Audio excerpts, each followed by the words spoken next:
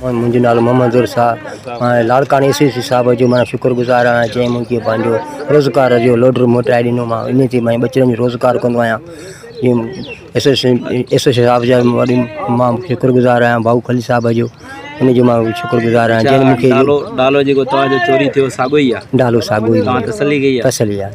वॾी महिरबानी भाऊ खली साहब जी। ॾींहं पहिरियों मोहम्मद शेख जो जेको आहे ॾालो चोरी थियो उन खां पोइ हू दाई थी आयो असांजे ऑफिस ते सोशल ऐं प्रिंट मीडिया ग्रुप जे ऑफिस ते असां एहतिजाज जे लाइ उन खां पोइ तव्हां एक्शन खयो।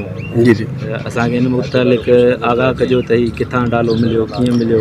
ही भाईजान असांखे इंफॉर्मेशन मिली कल राति जो तक़रीबन 4:30 थियनि। असांखे इतला मिलियो त इहो असांजो इहो जेको लोडर फुरथल आहे मोहम्मद रसूल शेख खां इहो हिकु जॻह खां ॿी जॻह ते मुंतक़िल कंदा खपाने हिसाब सां।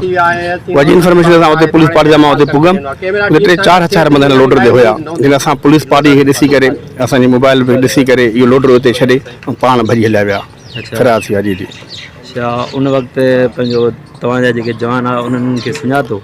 न ऊंधे 4:30 आहे सुबुह जो टाइम आहे राति जो ऊंधे हुई बिल्कुलु। इहो असां ॾिठोसीं लोडर ते जीअं हुनखे ॿियो इशारो कयोसीं हुन ॾिठो त पुलिस पार्टी आहे। पोइ इहो जंग आहे असांजो मदेरी जी एरिया काफ़ी जंग आहे उन जंग जो फ़ाइदो वठी करे उहे होॾे हलिया विया। ऐं शहर में कुझु ॿियूं चोरियूं थियल आहिनि उन मुतालिक़ तव्हां छा? अलाह जी महिरबानी आहे शुक्र अल्हम्दुलिल्लाह। जेके बि असांजो जीअं दर्जी जो दुकानु भॻो 3 ॾींहं उनजी बि रिकवरी थी वई उनखे पंहिंजो सामान मिली वियो।